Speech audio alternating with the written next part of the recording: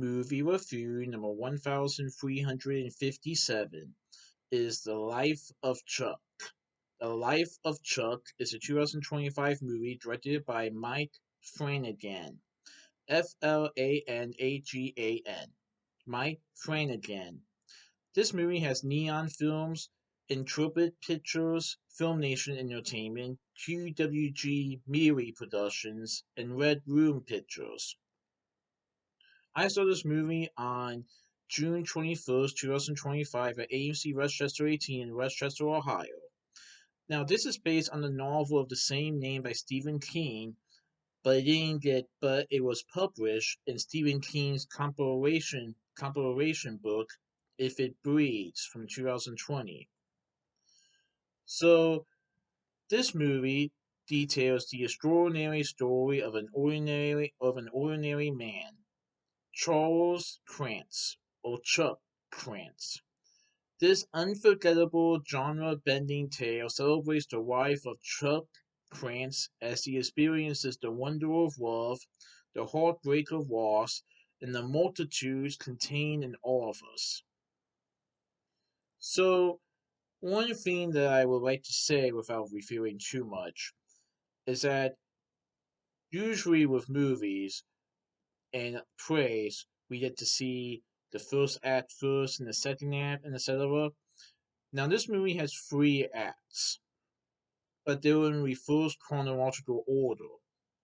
In other words, we see Act 3 first, then Act 2, then Act 1. Pretty much, basically, we get to see Charles or Chuck Krantz when he's an adult before we get to see him as a child.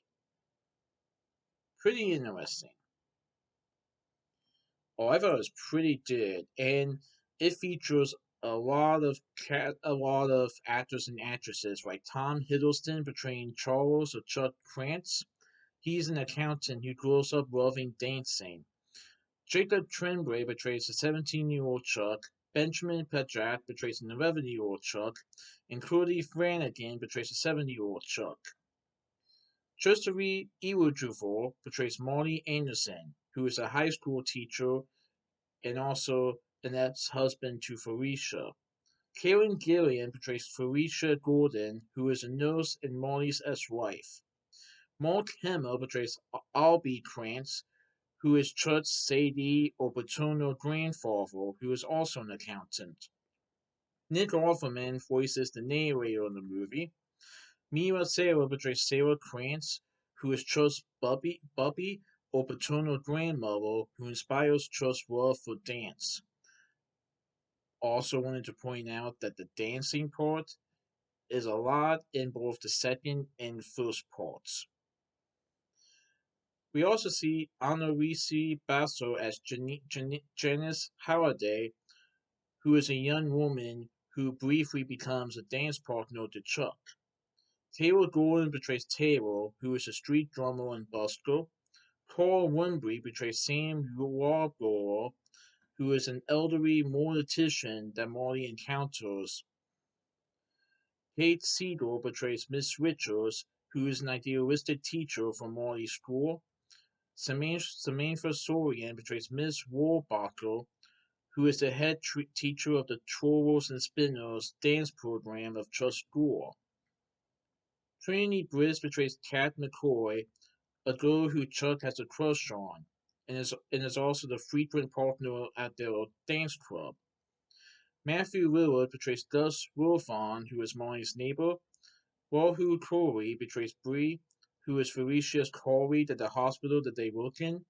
Heather Langenkamp portrays Farah, who is the neighbor of the Krantz family. Violet McGraw portrays Iris, a young girl Marty encounters while traveling to Felicia's home. David Dastor-Malkarian portrays Josh, who is a single father who is grieving that his wife left him.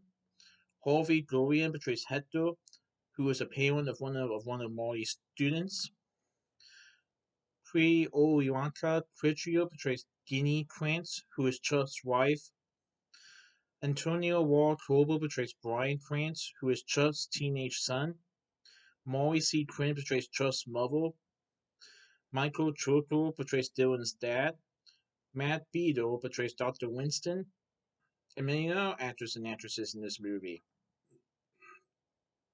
So, I've never heard of this novel before, or the fact that Stephen King wrote this.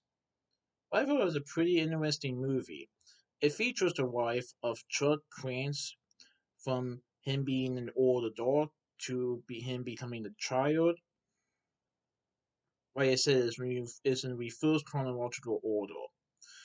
So in the third act, which we will see first, we see how Charles Krantz became. We see how far Charles Krantz has come from being an accountant to also being in a spy role for many people. Now, I will say that something happens in the third act that I won't reveal too much. And then in the second act, we see mostly of Chuck dancing, like you see in the trailer.